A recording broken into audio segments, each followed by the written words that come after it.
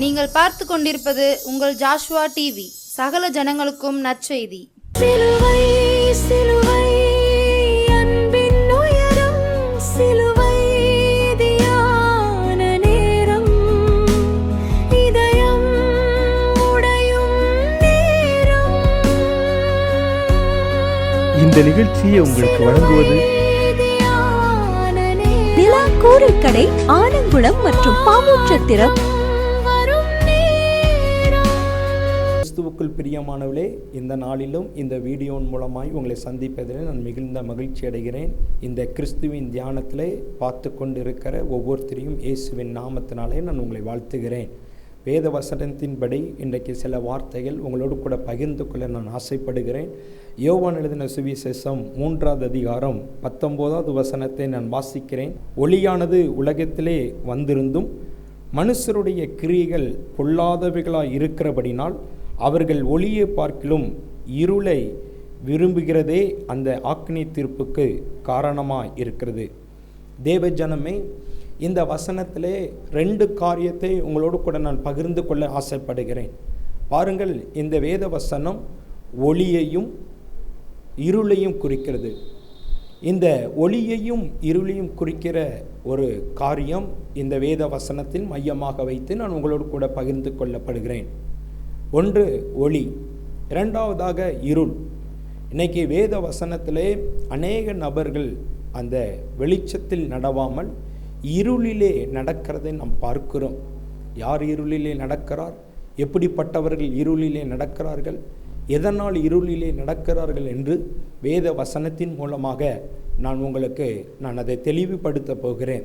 தேவ ஜனமே, இந்த வசனத்தை நீங்கள் வாசித்து பார்க்கும் பொழுது கீழே உள்ள வசனம், மனுஷருடைய கிரியைகள் பொல்லாதவைகளாக இருக்கிறபடினால் அவர்கள் ஒளியை பார்க்கிலும் இருளை விரும்புகிறார்கள்.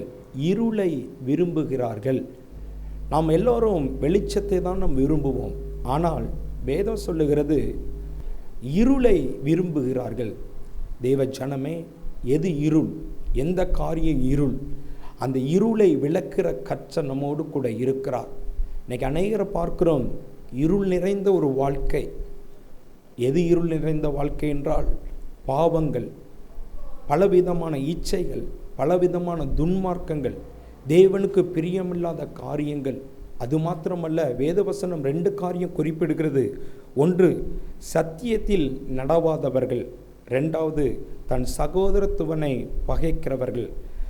சத்தியத்தை நடவாதவர்கள் 1 யோவான் 1வது அதிகாரம் 6வது வசனத்திலே நீங்கள் வாசித்து பார்க்கும் பொழுது, சத்தியத்தின்படி நடவாதவர்கள் நாம் அவர்களோடு கூட ஐக்கியப்பட்டவர்கள் என்று சொல்லியும் இருளிலே நடக்கிறவர்களாக இருந்தால் சத்தியத்தின்படி நடவாமல் பொய் சொல்லுகிறவர்களாக இருப்போம். பாருங்க, சத்தியத்தின்படி முதலாவது நடக்க வேண்டும். எது சத்தியம்? நமக்கு கொடுத்திருக்கிற இந்த வேதாகமம். இந்த வசனத்தின்படி நாம் நடக்க கற்றுக்கொள்ள வேண்டும். அநேகருடைய வாழ்க்கையிலே இன்னைக்கு பிஸியான உலகத்தில் நாம் இருக்கிறோம். இந்த பிஸியான உலகத்திலே அநேகர் இன்றைக்கி ஜெபிக்கிறத மறந்துடுதாங்க, வேதத்தை படிக்கிறத மறந்துடுதாங்க. நம்ம அநேக நேரங்கள் இப்படி மறக்கிறதுனால தான் இன்றைக்கி நம்ம வாழ்க்கையில் சில இருள்கள் வந்து நிற்கிறது. இருளான காரியம், இருளை விட்டு விலகாதபடிக்கு நம்ம இருக்கிறோம். நம்ம எல்லார்ட்டையும் நல்லா பேசுகிறோம், பழகிறோம், எல்லாம் செய்கிறோம். இன்றைக்கி ஆவிக்குரிய நிலைமையிலே அநேகருடைய வாழ்க்கையில் இருள் சூழ்ந்து போயிருக்குது. ஆண்டவர் இந்த இருளை விளக்க அவர் வல்லவராக இருக்கிறார். தெய்வ ஜனமே, இந்த வார்த்தையை கேட்டுக்கொண்டு இருக்கிற தெய்வ பிள்ளையே, இருளான வாழ்க்கை. எனக்கு தெரிந்த ஒரு குடும்பம் திருநெல்வேலி பட்டணத்திலே, அவர்கள் என்னை அதிகமாக ஜெபிக்க கூப்பிடுவார்கள். ரொம்ப பணக்காரர், வசதி உள்ளவர்கள் தான். அவர்கள் என்னை கூப்பிடும் பொழுது, பாஸ்டர் நீங்கள் எங்கள் வீட்டில் வந்து ஜெபிக்க வரணும்னு சொன்னாங்க. அப்போ நான் ஒரு நாள் ஆண்டவருடைய சமூகத்தில், ஆண்டவரே, இப்படி இந்த நபர், இந்த குடும்பம் ஜெபிக்க கூப்பிடுகிறார்களே, நான் என்ன செய்ய வேண்டும் ஆண்டவரே? நான் கேட்கும் பொழுது, ஆண்டவருடைய சமூகத்தில் ஜெபிக்கும் பொழுது ஆவியானவர் ஒரு காரியத்தை விளக்கி கொடுத்தார்.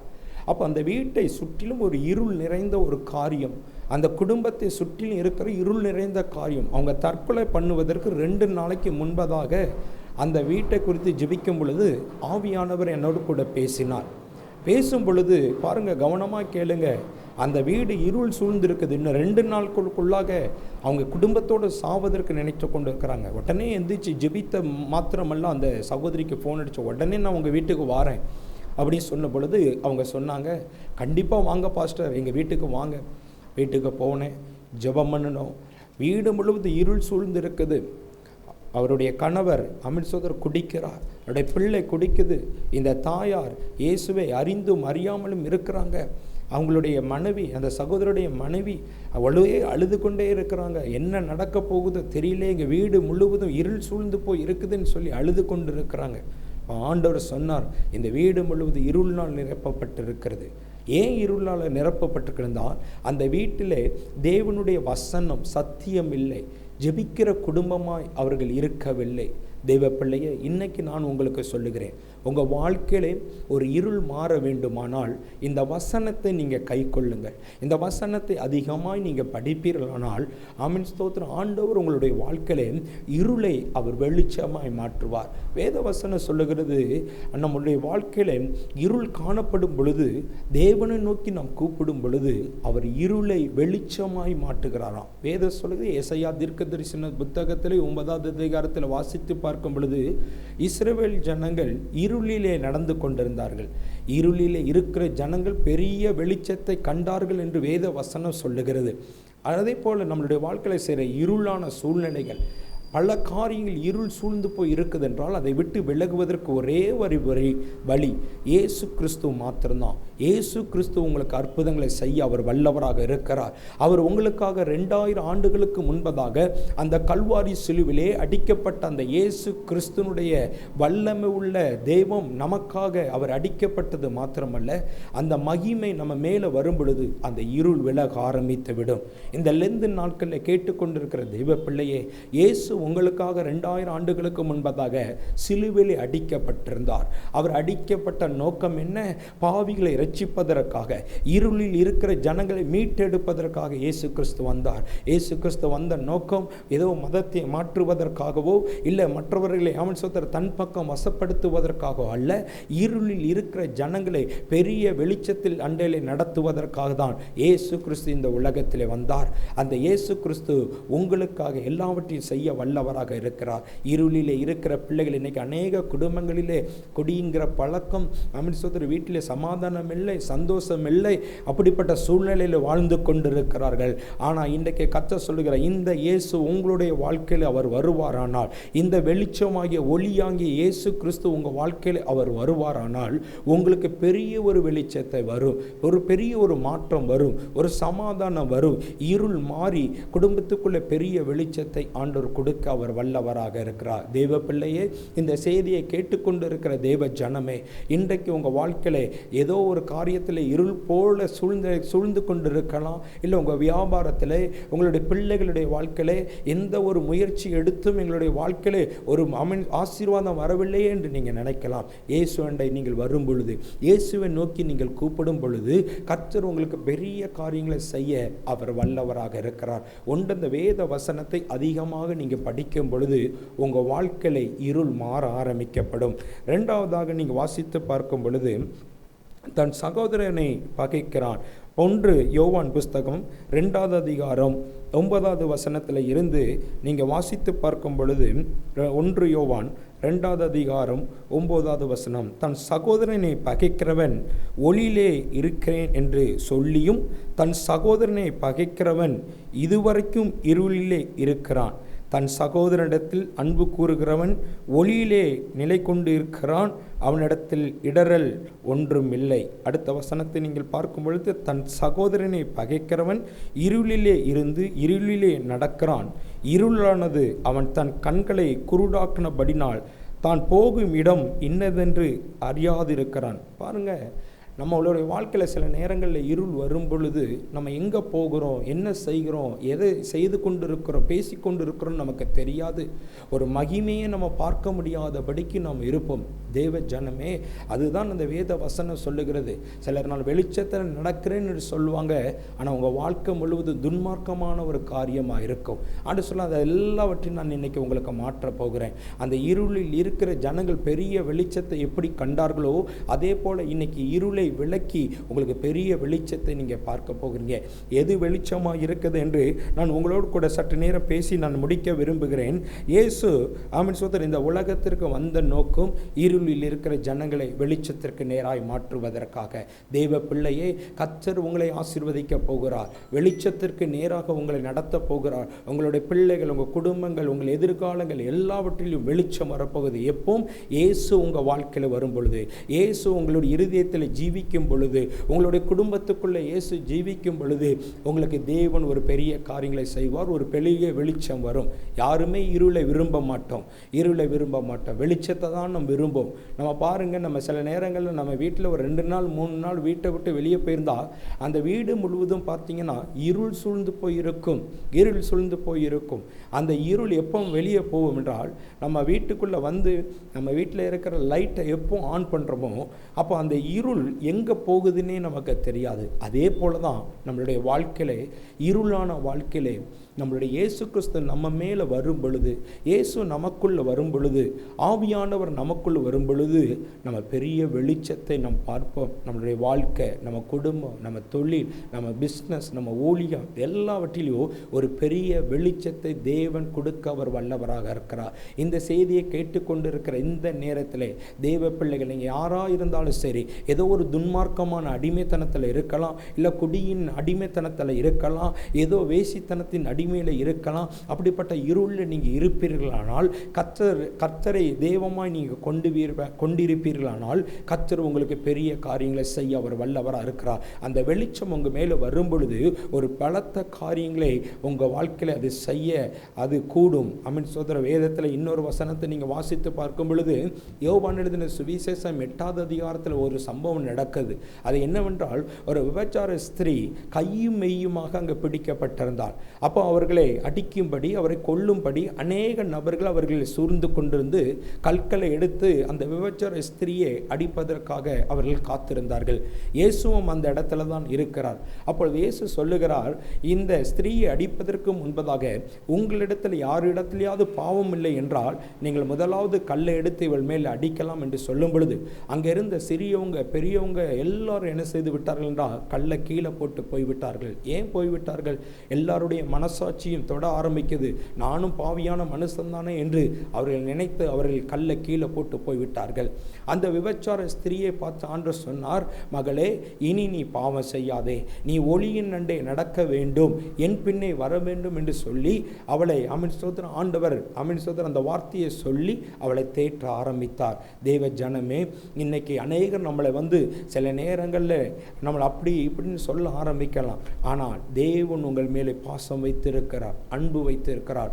உங்களுக்காக 2000 ஆண்டுகளுக்கு முன்பதாக சிலுவையிலே அவர் அடிக்கப்பட்ட இயேசு உங்கள் வாழ்க்கைக்குள்ளே அவர் வரும் பொழுது, உங்கள் குடும்பத்துக்குள்ளே அவர் வரும் பொழுது நீங்கள் பெரிய வெளிச்சத்தை பார்க்க ஆரம்பிப்பீர்கள், பெரிய மகிமையை பார்க்க ஆரம்பிப்பீர்கள். இதுவரை காணாத அற்புதங்களும் அதிசயங்களும் உங்களுடைய வாழ்க்கையில் நடக்க அவர் போதுமானவராக இருக்கிற ஒரு வல்லமுள்ள தேவனாக இருக்கிறார். Praise the Lord. ஆண்டவருடைய மகிமை உங்கள் வாழ்க்கையில், உங்கள் குடும்பத்தில், உங்கள் பிள்ளைகள் மேலே அது வரும். நீங்கள் இயேசுவை ஏற்றுக்கொள்ளும் பொழுது, அந்த கல்வாரி சிலுவையில் நமக்காக 2000 ஆண்டுகளுக்கு முன்பதாக அடிக்கப்பட்ட அந்த இயேசு கிறிஸ்து உங்கள் வாழ்க்கையில் நீங்கள் ஏற்றுக்கொள்ளும் பொழுது உங்கள் வாழ்க்கையில் ஒரு பெரிய வெளிச்சத்தை அவர் கொடுக்கிறவராக இருக்கிறார். 2 காரியத்தை சொல்லி நான் முடிக்க விரும்புகிறேன்.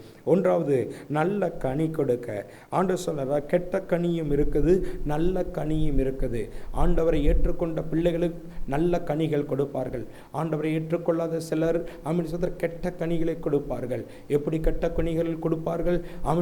இயேசுவை நம்ம வாழ்க்கையில் வரவில்லை என்றால் நம்ம துன்மார்க்கமான பேச்சு, அசுத்தமான பேச்சு, ஆண்டவருக்கு பிரியமில்லாத பார்வைகள், ஆண்டவருக்கு பிரியமில்லாத வாழ்க்கையை நம்ம செய்யும் பொழுது அது கெட்ட கனி கொடுக்கிறதா அர்த்தம். வேதம் சொல்லுகிறது, நல்ல கனி கொடுக்கிறது எந்த மரமோ அந்த மரத்தை தேவன் ஆசீர்வதிக்கிறார். தேவ ஜனமே, இந்த செய்தியை கேட்டுக்கொண்டிருக்கிற உங்களுக்கு ஆண்டவர் வெளிப்படுத்துகிற ஒரு காரியம். அது மாத்திரமல்ல, பாருங்க, கலாத்தியர் புஸ்தகம் 5வது அதிகாரம் 22வது வசனத்தை நீங்கள் வாசித்து பார்க்கும் பொழுது அதிலே சொல்லப்படுகிற வாக்கியம், அவன் சொல்கிற கலாத்தியர் புஸ்தகம் 5வது அதிகாரம் 22-23 5 கலாத்தியர் 5வது அதிகாரம் 22-23.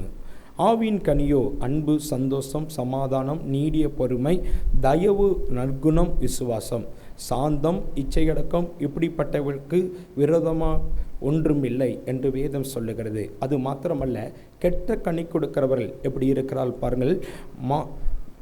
மாம்சத்தின் கிரியை வெளியரங்கமாய் இருக்கின்றன. அவையானது விபச்சாரமும், வேசித்தனமும், அசுத்தமும், காம விகாரமும், விக்கிரகாராதனையும், பில்லி சூனியங்களும், விரோதங்கள், வைராக்கியங்கள், கோபங்கள், சண்டைகள், பிரிவினைகள், மார்க்க வேதங்கள், பொறாமைகள், கொலைகள், வெறிகள், களியாட்டங்கள் முதலவைகளே. இப்படிப்பட்டவர்களை செய்கிறவர்கள் தேவனுடைய ராஜ்யத்தில் சுதந்தரிப்பது இல்லை என்று முன்னமே நான் உங்களுக்கு சொன்னதைப் போல இப்பொழுதும் உங்களுக்கு சொல்லுகிறேன் என்று சொல்லப்படுகிறது. இந்த 2 காரியத்தை எடுத்துக்கொள்ளும் பொழுது நல்ல கனி கொடுக்கிறவர்கள், கெட்ட கனி கொடுக்கிறவர்கள். சிலர் மாம்சத்தில் செயல்படுகிறதுனால சில காரியங்கள் நான் உங்களிடத்தில் சொன்னதைப் போல வெளியரங்கமாய் வேசித்தனம், அசுத்தம், காம விகாரம், விக்கிரகாராதனை, பில்லி சூனியங்கள், பகைகள், விரோதங்கள், வைராக்கியங்கள், கோபங்கள், சண்டைகள் போன்றவைகள் இப்படிப்பட்டதிலே காணப்படுகிறார்கள். அப்போ எப்போ இது மாறும் என்றால், இயேசு நமக்குள் வரும் பொழுது, இயேசு நம்மளுடைய வாழ்க்கையில் உதிக்கும் பொழுது, இயேசுடைய மகிமை நம்ம வாழ்க்கையில் வரும் பொழுது உங்களுடைய வாழ்க்கையில் ஒரு பெரிய வெளிச்சத்தை நீங்கள் பார்ப்பீர்கள். அப்படி வெளிச்சத்தை பார்க்கிறவர்கள் நல்ல கனி கொடுப்பார்கள். அதான் அந்த வசனத்துடைய கீழ்ப்பகுதியில் சொல்லப்பட்டிருக்கிறது. சாந்தம், இச்சையடக்கம், இப்படிப்பட்டவர்களுக்கு விரோதமான இருக்கின்றது. ஆவின் கனியோ அன்பு, சந்தோஷம், சமாதானம், நீடிய பொறுமை, தயவு, நற்குணம், விசுவாசம், சாந்தம், இச்சையடக்கம், இப்படிப்பட்டவர்களுக்கு விரோதமான பிரயோஜனம் ஒன்றுமில்லை ஆண்டவர் சொல்லுகிறார். அப்போ தேவ மகிமை நமக்குள்ளே வரும் பொழுது நீங்கள் என்ன செய்வீர்கள் என்றால், உங்களுடைய வாழ்க்கையில் பெரிய வெளிச்சம் வர ஆரம்பித்து விடும். வெளிச்சம் வருகிறது மாத்திரம் எதற்கு? மற்றவர்களுக்கு, மற்ற மக்களுக்கு உங்களை கொண்டு ஆண்டவர் மகிமையாய் மாற்றி விடுவார். இருளை யாரும் விரும்ப மாட்டோம். இருளை விட்டு நாம் விலகி வரும் பொழுது எப்படி வருவீர்கள்? இயேசுவை நீங்கள் சொந்த இரட்சகராக ஏற்றுக்கொள்ளும் பொழுது, இயேசுவை நீங்கள் நேசிக்கும் பொழுது அவர் உங்களுக்குள்ளே வருவார். எங்கேயோ போக வேண்டிய அவசியமில்லை. இருந்த இடத்துல நீங்கள் இயேசுவே எனக்குள்ள வாங்க, என் இருளை மாற்றுங்க, என் குடும்பத்தில் காணப்படுகிற இருள் மாறட்டும் ஆண்டவரே, இருளை விட்டு எங்களுடைய வாழ்க்கை ஒரு பெரிய வெளிச்சத்தை நாங்கள் பார்க்க வேண்டும் ஆண்டவரே நீங்கள் சொல்லுவீர்களானால் அந்த தெய்வம் உங்களோடு கூட இருப்பார். அவர் உங்களுடைய இருளை மாற்றி அவர் பெரிய வெளிச்சத்தை அவர் உண்டாக்க வல்லவராக இருக்கிறார். இந்த செய்தியை கேட்டுக்கொண்டு இருக்கிற தெய்வ பிள்ளையே, இன்றைக்கு ஆண்டவர் சொல்லுகிறார், இருளில் இருக்கிற ஜனங்கள் பெரிய வெளிச்சத்தை கண்டார்கள். இருளிலே இருக்கிறீர்களா? அந்த இருளை விட்டு வெளியே வருவதற்கு ஒரே ஒரு காரணம் தான், இயேசுவை நீங்கள் சொந்த இரட்சகராக ஏற்றுக்கொள்ளும் பொழுது. அந்த இயேசுவை ஏற்றுக்கொண்டது மாத்திரமல்ல, ஒவ்வொரு நாளும் இயேசுவோடு கூட நீங்கள் பழகும் பொழுது, பேசும் பொழுது அவர் உங்களை வெளிச்சத்தின் பிள்ளையாக மாற்றி விடுவார். வெளிச்சத்தின் பிள்ளையாக மாத்திரமல்ல, வெளிச்சத்தின் அண்டையிலே உங்களை நடத்த அவர் வல்லவராக இருக்கிறார். இந்த செய்தியை கேட்டுக்கொண்டிருக்கிற அருமையான சகோதரனே, சகோதரியே, எல்லாம் இருண்டதை போல இருக்குமானால் இயேசுவிடத்தில் வாருங்கள். அந்த கல்வாரி சிலுவையை நோக்கி பாருங்கள். உங்களுக்காக 2000 ஆண்டுகளுக்கு முன்பதாக அடிக்கப்பட்ட இயேசு கிறிஸ்துவை நோக்கி பாருங்கள். அந்த நோக்கி பார்க்கும் பொழுது உங்களுடைய வாழ்க்கையில் இருள்கள், சாபங்கள், கட்டுகள் எல்லாம் கர்த்தர் உடைக்க ஆரம்பித்துருவார். உடைக்கிறது மாத்திரமல்ல, உங்கள் வாழ்க்கையில் ஒரு பெரிய வெளிச்சம் வரும். வெளிச்சம் வருகிறது மாத்திரமல்ல, உங்கள் குடும்பத்தினுடைய வாழ்க்கையை அவர் உயர்த்த அவர் வல்லவராக இருக்கிறார். கண்களை மூடி உங்களுக்காக நான் ஜெபிக்கிறேன். தகப்பனே, இந்த செய்தியை கேட்டுக்கொண்டு இருக்கிற அருமையான சகோதர சகோதரிகளுக்காக ஜெபிக்கிற ஆண்டவரே, இருளில் இருக்கிற ஜனங்கள் பெரிய வெளிச்சத்தை பார்க்க நீர் போதுமானவராக இருப்பதற்காக ஸ்தோத்திரம் ஆண்டவரே. இருளில் ஆண்டவரே இருக்கிற பிள்ளைகளுக்காக நான் ஜெபிக்கிறேன். இந்த பாவத்தை விட முடியவில்லையே, இந்த இச்சையை விட முடியவில்லையே, அவன் ஸ்தோத்திரம், என் ஆண்டவருக்கு விரோதமான காரியங்களை செய்கிறேனே என்று சொல்லி அழுது கொண்டிருக்கிற பிள்ளைகளுக்காக நான் ஜெபிக்கிறப்பா. இந்த செய்தியை கேட்டுக்கொண்டிருக்கிற ஒவ்வொருத்தருடைய உள்ளத்துக்குள்ளேயும் அந்த இயேசு கிறிஸ்துவனுடைய வெளிச்சம் ஆண்டவரை பாய்ந்து செல்லட்டும் ஐயா. அவருடைய சிரசின் மேலே இயேசுவின் ரத்தம் பாய்ந்து செல்லட்டும். அவங்க குடும்பத்துக்குள்ளே இயேசுவின் ரத்தம் ஆண்டவரை பாய்ந்து செல்லட்டும். அந்த வெளிச்சத்துக்குள்ளே இவர்கள் ஆண்டவரை பிரகாசிக்க என் தேவன் இன்னைக்கு ஒரு பெரிய காரியங்களை செய்யும்படியாக ஜெபிக்கிறேன். ஒருவேளை இந்த செய்தியை கேட்டுக்கொண்டு இருக்கிற ஒரு இந்து சகோதரர்களாக இருக்கலாம், மற்ற மதத்தினரை சேர்ந்தவர்களாக இருக்கலாம், இயேசு கிறிஸ்து அவருடைய வாழ்க்கையில் பெரிய வெளிச்சத்தை வெளிச்சத்தை நீங்கள் கொடுக்கும்படியாக நாங்கள் ஜெபிக்கிறப்பா. ஆசீர்வதிங்க, பெரிய காரியங்களை செய்யுங்க ஆண்டவரே. இருள் எல்லாவற்றையும் உங்கள் குடும்பத்தில் இருந்த பிள்ளைகளுடைய வாழ்க்கையை நீர் மாற்றி ஒரு பெரிய வெளிச்சத்தின் பிள்ளைகளாக நீர் மாற்றினதற்காக ஸ்தோத்திரித்து ஜெபிக்கிறேன். ஆசீர்வதிங்க, பெரிய காரியங்களை செய்யுங்க. இயேசு கிறிஸ்துவின் நாமத்தினாலே ஜெபிக்கிறேன் நல்ல பிதாவே. ஆமேன், ஆமேன். God bless you. கர்த்தர் உங்களை ஆசீர்வதிப்பார், உங்களை பெரிய வெளிச்சத்துக்கு நேராக நடத்துவார். தேங்க்யூ. நண்பர்களாய் குடும்பமாய் கொண்டாடி மகிழ நிலா கூரை கடை வாங்க. நமது நிலா கூரை கடை ஆலங்குளம் மற்றும் பாவூர்சத்திரத்தில் உள்ளது. மதியம் மற்றும் இரவு உணவுக்கு சிறந்த இடம்.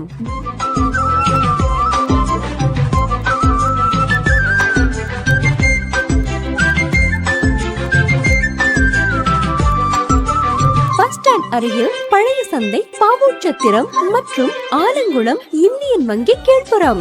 சீரக சம்பா மட்டன் மற்றும் சிக்கன் பக்கெட் பிரியாணி கிடைக்கும். உங்கள் இல்ல சுப நிகழ்ச்சிகளுக்கு ஆர்டரின் பெயரில் சிறந்த முறையில் உணவுகள் செய்து கொடுக்கிறோம். நிலா கூரை கடை ஆலங்குளம் மற்றும் பாவூர்சத்திரம்.